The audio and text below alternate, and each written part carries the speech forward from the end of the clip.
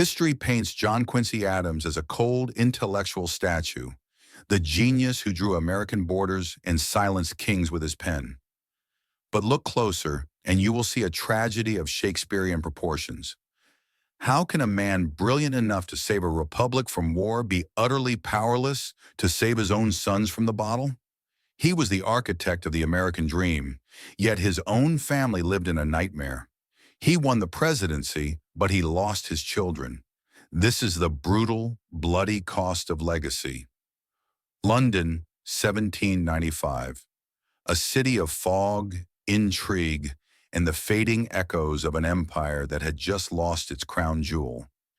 Into this labyrinth walked John Quincy Adams. At 28 years old, he was already a man carrying a crushing weight. The weight of a name, the weight of a legacy.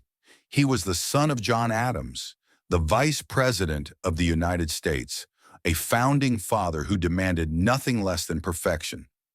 John Quincy was sent to Europe not to enjoy himself, but to serve, to be the eyes and ears of a young republic surrounded by wolves.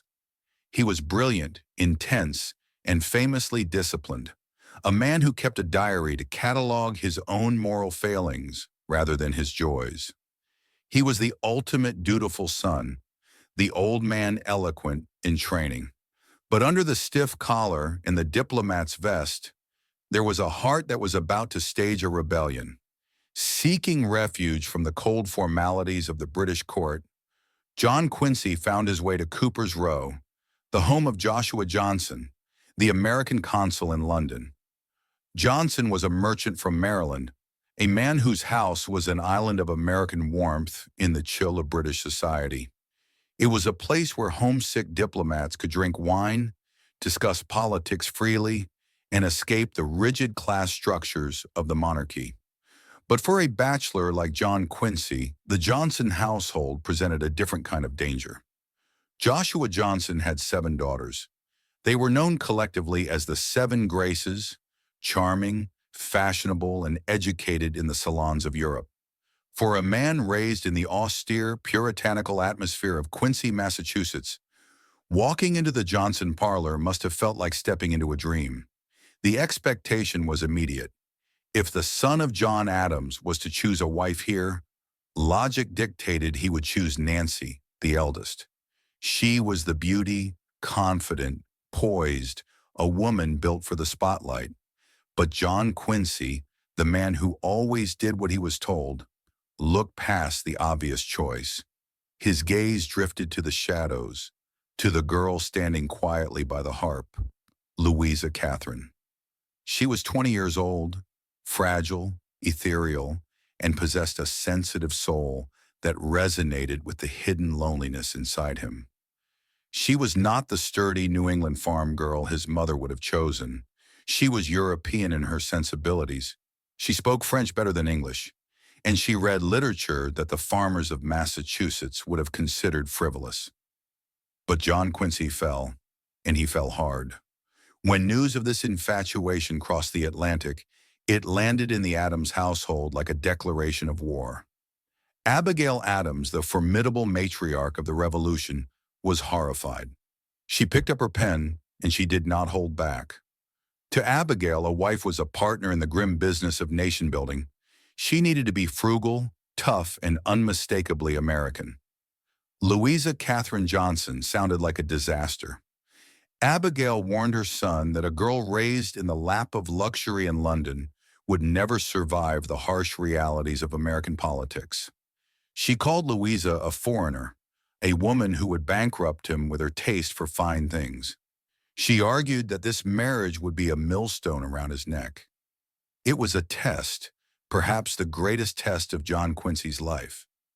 Would he bow to the mother he worshipped, or would he stand up for the woman he loved? For the first time, the obedient son drew a line in the sand.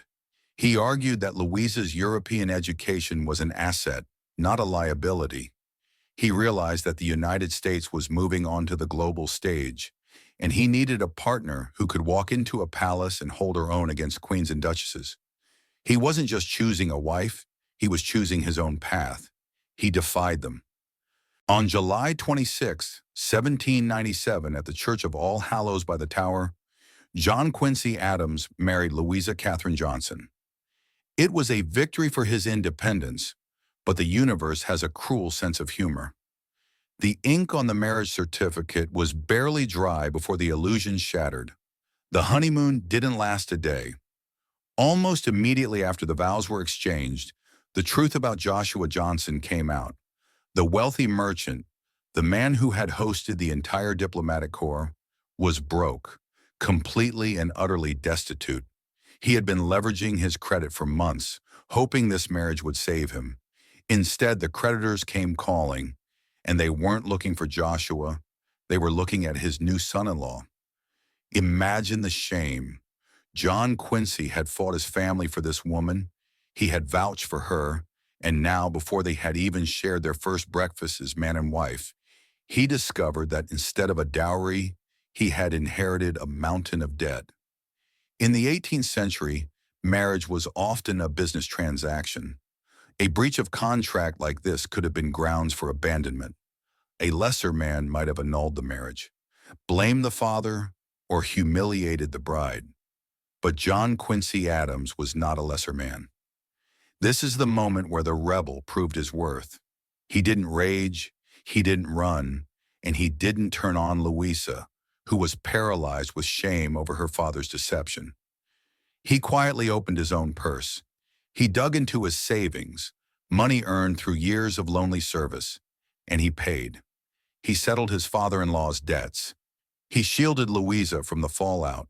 He had given his word, and for an Adams, the word was the bond. He had married a foreigner against the world's advice, and when the roof caved in on day one, he held it up with his own hands, proving that beneath the cold diplomat's vest beat the heart of a true gentleman. If the marriage began with a financial debt, it continued with an emotional one, a debt that John Quincy Adams would accrue against his wife's happiness for the next decade, and one he would never fully be able to repay. The first stop on this relentless tour of duty was Berlin. In 1797, John Quincy was appointed minister to Prussia. To him, this was paradise. Berlin was the city of Frederick the Great, a hub of philosophy, discipline, and intellectual rigor. He spent his days negotiating treaties and his nights translating German poetry. He was feeding his mind. But Louisa, still reeling from her father's bankruptcy and the culture shock of her new life, was left to navigate a court that was as rigid as a frozen lake. It was here, in 1801, that their first son was born, George Washington Adams, a child named after the father of the country, a name that was less a gift and more a burden. From the moment George took his first breath, John Quincy looked at him not just as a son, but as a project, the next link in the chain, the future president.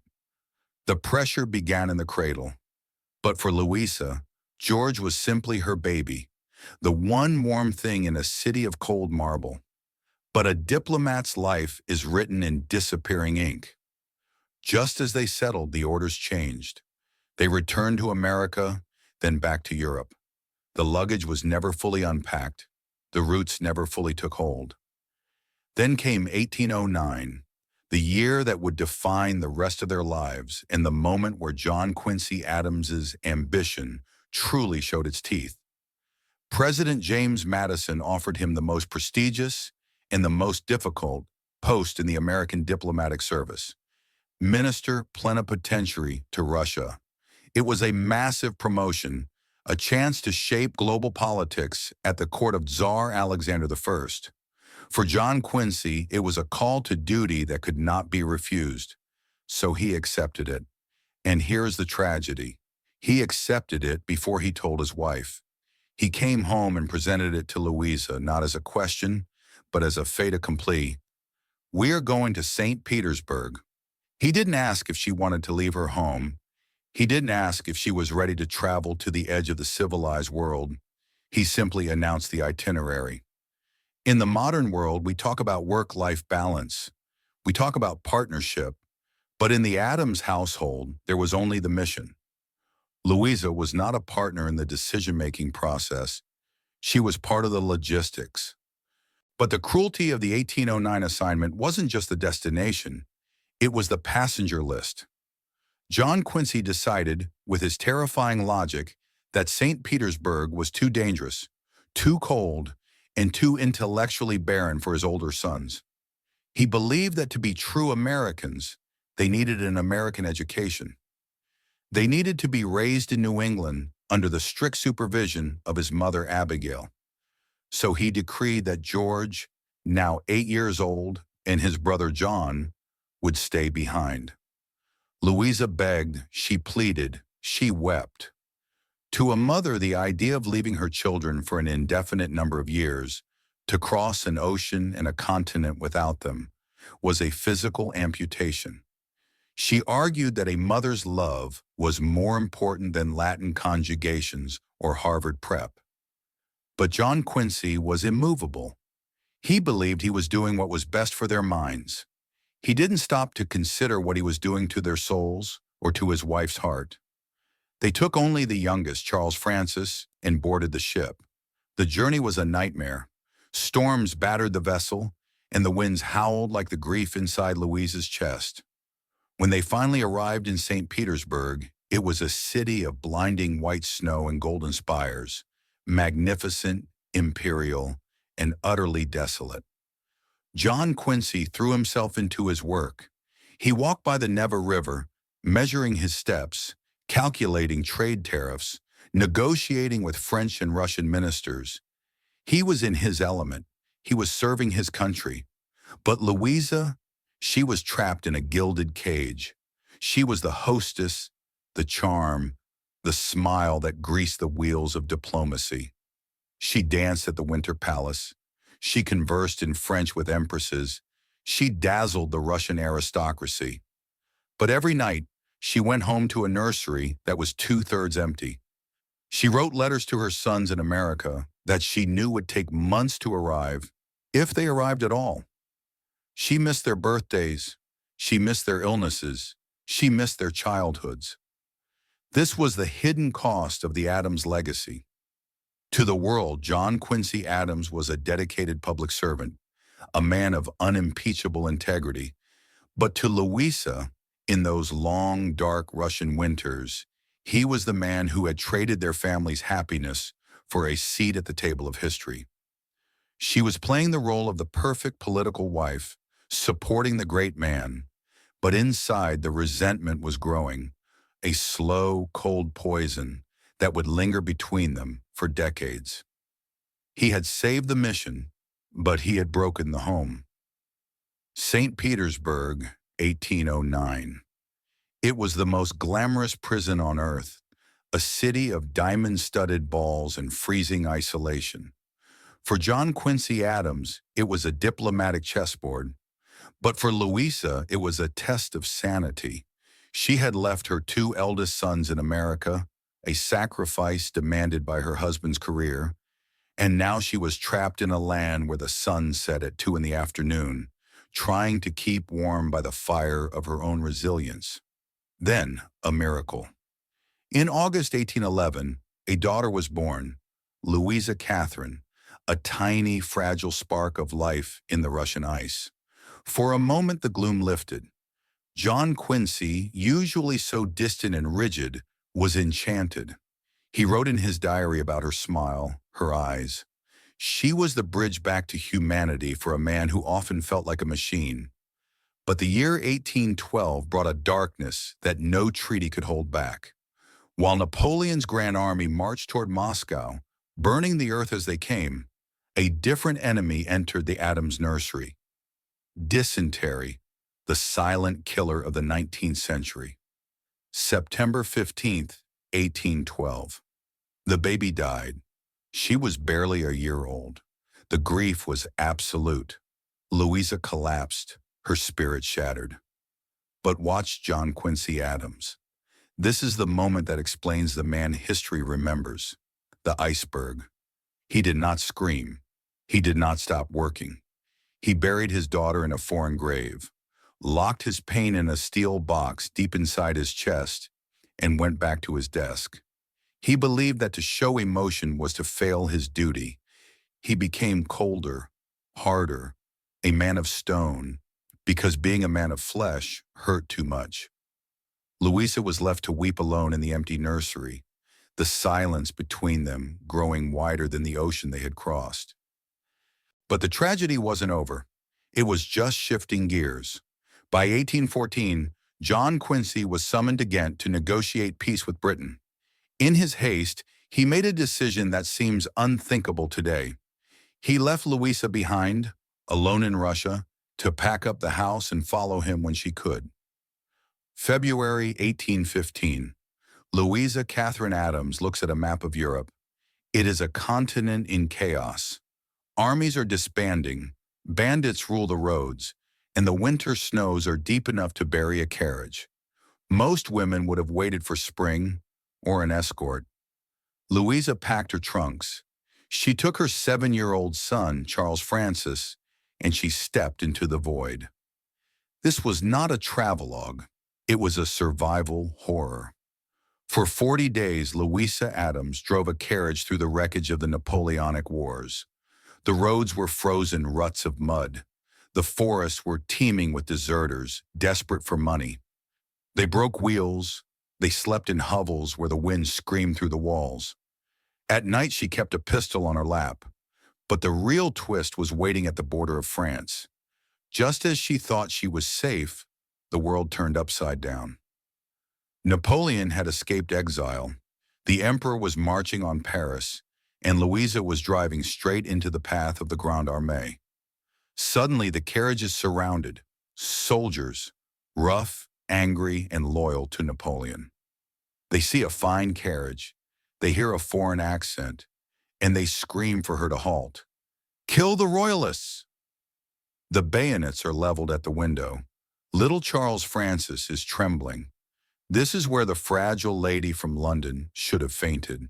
But the woman in that carriage was no longer the diplomat's wife. She was an American mother. Louisa didn't beg. She leaned out the window. She looked those hardened killers in the eye, and she bluffed. She produced a Russian passport, and with the theatrical flair of an actress, she shouted, "Vive Napoleon!" It was a lie, but it saved their lives. The soldiers cheered. They let her pass. She had stared down an army with nothing but her wits. When she finally rolled into Paris on March the 23rd, 1815, the city was in a frenzy. But John Quincy Adams was waiting. He saw the carriage arrive, mud spattered and broken. He saw his wife step out, exhausted but unbowed. And for the first time, the balance of power shifted. He had negotiated treaties with words. She had negotiated survival with sheer will. She was no longer just the wife he had left behind in the snow. She was an Adams, forged in the same fire, and she had the scars to prove it. Washington City, 1817. It was not the marble metropolis we know today. It was a muddy, fever-ridden outpost built on a swamp, a place where reputation was the only currency that mattered, and where a single whisper could destroy a career. John Quincy Adams returned from Europe to serve as Secretary of State. He was, without question, the most qualified man in America. He spoke 6 languages, he had negotiated the peace of nations, and he was a titan of intellect. But in the rough-and-tumble world of American democracy, intellect is not enough. You need to be liked. And John Quincy Adams was not liked. He was cold, he was depressive, and he possessed a Puritan pride that bordered on arrogance. As the election of 1824 approached, the era of the Founding Fathers was fading. A new breed of politician was rising, men like Andrew Jackson, the hero of New Orleans, who shook hands with farmers and drank whiskey in taverns. The presidency was no longer a reward for service, it was a prize to be won. But John Quincy Adams refused to play the game. He made a decision that baffled his supporters and delighted his enemies. He refused to campaign. He famously declared that the presidency should not be sought, but waited for. To his rigid mind, Asking for a vote was beneath the dignity of the office. He would not shake hands, he would not kiss babies, and he would not debase himself by courting the masses. He sat at his desk, working 18 hours a day, expecting the country to recognize his genius. It was political suicide.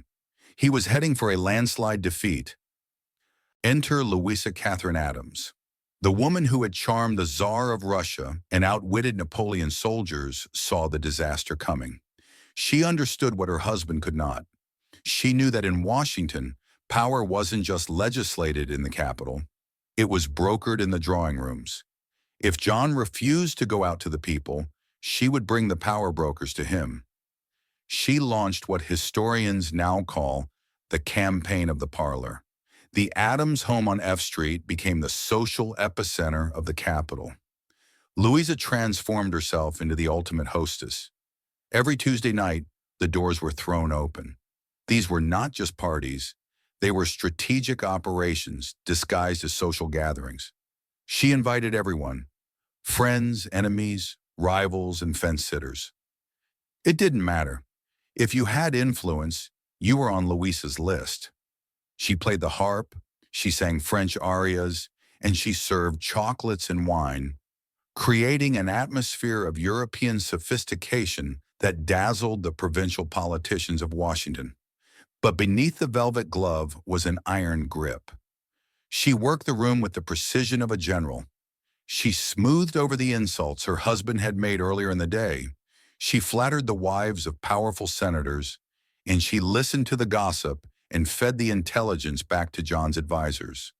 Most importantly, she humanized him. When guests saw the stern, icy John Quincy Adams standing next to his charming, witty wife, he seemed softer, more approachable. She translated his rigid genius into a language that Washington society could understand. She was the social glue that held his fragile political coalition together. She spun a web of connections so tight that even his enemies found themselves drinking his wine and laughing at her jokes. The climax of this strategy came in 1824 with the Great Ball to honor General Andrew Jackson. It was a masterstroke of psychological warfare. By throwing a lavish party for her husband's chief rival, she displayed a confidence and a grace that disarmed the opposition. It was the social event of the decade, and it cemented the Adams family as the center of Washington gravity. The strategy worked. The election of 1824 was messy, chaotic, and ultimately decided in the House of Representatives. But when the dust settled, the man who refused to run was the man left standing. On March 4, 1825, John Quincy Adams was sworn in as the sixth president of the United States. And standing somewhere in the shadows of that inauguration was Louisa. In that moment, she made history. She became the first foreign-born First Lady of the United States, a record that would stand for nearly 2 centuries, Cho Jan-ki Melania Trump. The woman who had been rejected by Abigail Adams as a foreigner, who had been mocked for her British accent, and who had been viewed as a liability, had ascended to the highest social rank in the nation. She had done what her husband could not. She had charmed a nation that was suspicious of them. But as she walked into the White House, there was no triumph in her eyes. She called the presidential mansion a dull and stately prison. She knew the cost of the victory. She had spent years using her charm as a weapon, burning the candle at both ends to put her husband on the throne. The campaign of the parlor was a masterclass in soft power, but it left the hostess empty. She had won the war for John Quincy, but in the process, she realized that the prize they had fought so hard for was just another cage. Only this one was bigger and much colder. They say the White House is the crown jewel of American ambition, the ultimate prize. But for John Quincy Adams and his wife Louisa, the executive mansion was not a palace.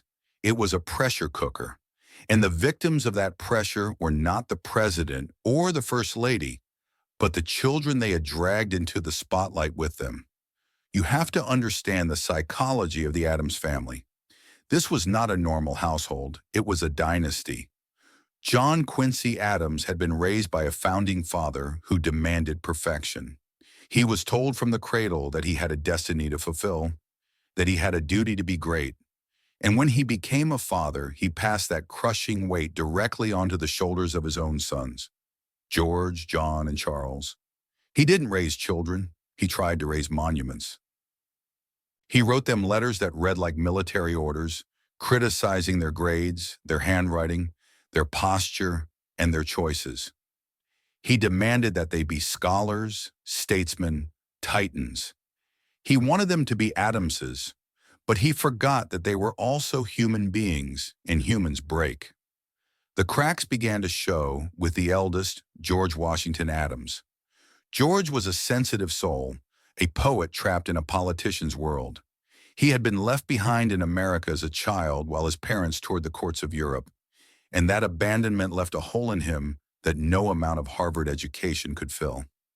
As his father ascended to the presidency in 1825, George began to descend into hell. He couldn't handle the expectations. He turned to gambling, he turned to women, and above all, he turned to the bottle. Louisa saw it coming. The mother's instinct told her that her boy was drowning. She begged John Quincy to be softer, to show mercy. But the president was a man of iron discipline. He viewed George's struggles not as a cry for help, but as a moral failing, a weakness of character that needed to be stamped out. Then came the election of 1828, the nastiest political battle in history. John Quincy Adams was humiliated by Andrew Jackson. The family was evicted from the White House. The atmosphere was thick with bitterness and defeat. And in the middle of this wreckage, George finally snapped. April 30th, 1829. George boarded the steamship Benjamin Franklin for a journey to New York. He was agitated and delirious. He told the captain that passengers were plotting against him, that the birds flying over the ship were whispering his name. The demons that his father's pressure had fed were now consuming him alive. In the dead of night, as the ship churned through the dark waters of the Long Island Sound, the eldest son of the former president climbed over the railing and stepped into the void. He was 28 years old, the same age his father had been when he met Louisa in London. But instead of finding a future, George found only silence. The news shattered John Quincy Adams. For the first time in his life, the man who had an answer for everything had no words. He wrote in his diary, "I am bereft of my hope." He realized too late that his ambition had been a fire that warmed the nation, but burned his own house to the ground. But the curse wasn't finished. There was another son, John Adams II, the middle child, the loyal one. John II had tried to be the good soldier. He had stood by his father in the White House. He had served as his private secretary, and he had even challenged a journalist to a duel to defend the family honor against the slander of the Jacksonians. He was the fighter, but the death of his brother George broke something inside him, and the failure of the family business finished the job. John II looked at his father, the great man, the genius, and he saw only judgment. He felt the same crushing inadequacy that had killed his brother. And just like George, he sought refuge in alcohol.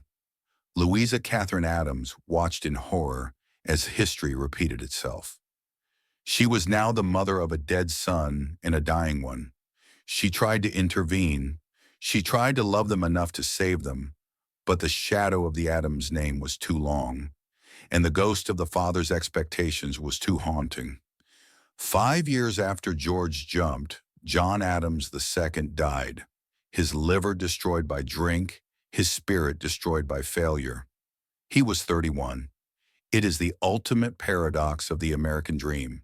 Here was a man, John Quincy Adams, who could save a republic from war, who could map the continent, who could outmaneuver kings and emperors, but he was utterly powerless to save his own flesh and blood. He sat in his study in Quincy, surrounded by books and treaties, the smartest man in the room and the loneliest father in the world. He had won the presidency, but he had lost the future.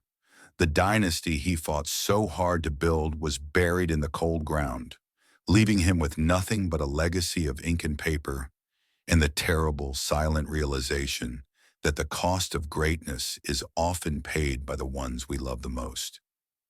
Most men would have broken, crushed under the weight of a failed presidency, humiliated by a landslide defeat, and shattered by the suicide of a son. By 1834, John Quincy Adams had every reason to retreat behind the walls of his family farm, to lock the doors, to drink tea, and to fade quietly into the pages of history books as a disappointing footnote. The dynasty was dead, the fortune was dwindling, and the country had moved on to the populist rage of Andrew Jackson. But John Quincy Adams did not retire. He reloaded.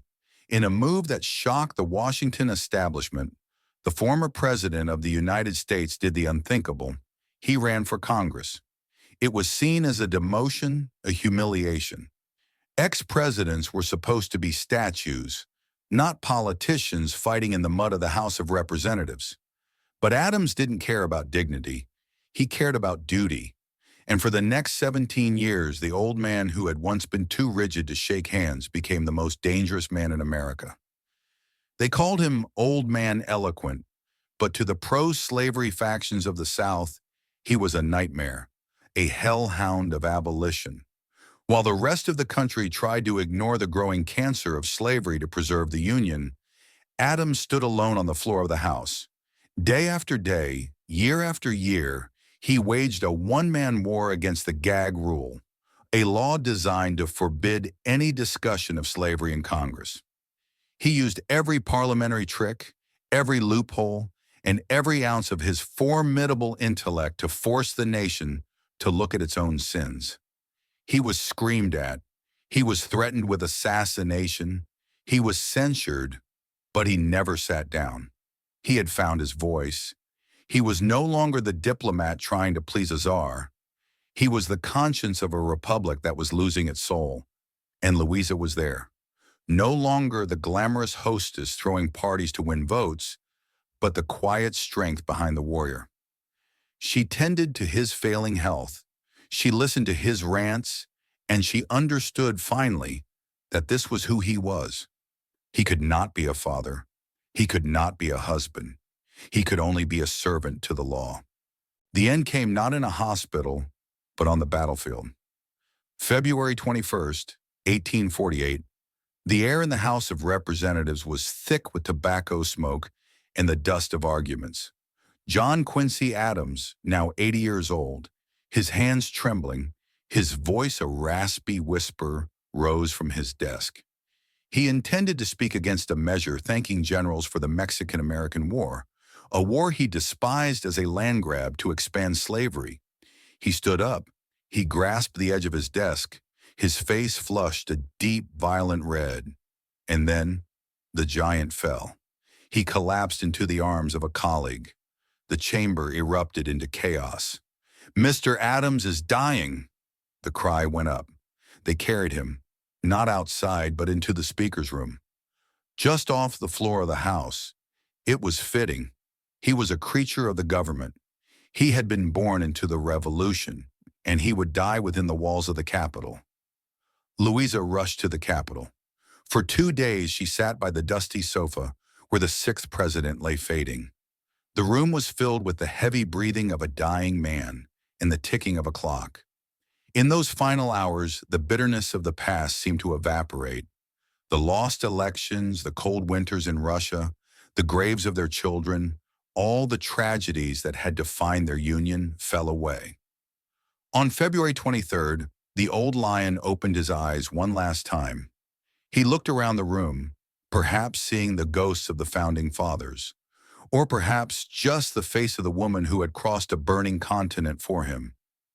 He spoke his final sentence, clear, lucid, and profoundly shocking for a man whose life had been a series of struggles. "This is the last of earth. I am content." Content. After all the pain, after the failure of his presidency, after the suicide of his son? Yes, because he had finished the work. He had not retreated. He had fought the good fight until the very last breath. He died with his boots on. Louisa Catherine Adams survived him by 4 years. She watched as their only surviving son, Charles Francis Adams, picked up the torch to carry the family name into the coming Civil War. But her role was finished. In 1852, the woman who had been branded a foreigner, who had been called a liability, took her final rest. She was buried beside him in the crypt of the United First Parish Church in Quincy, lying next to the husband she had served and the parents-in-law who had once rejected her. History remembers the Adams family as cold, as distant, but look closer at that crypt, and you will see a different story. You will see a partnership of iron and silk, a man who saved the nation but could not save his family, and a woman who saved him from himself. They were the architects of the American century, flawed, broken, and magnificent. And in the silence of the stone, the foreigner and the patriot finally found the one thing that Washington never gave them: peace. Thank you for watching. Please subscribe to my channel, like and share to support me. See you in the next video. Have a good day.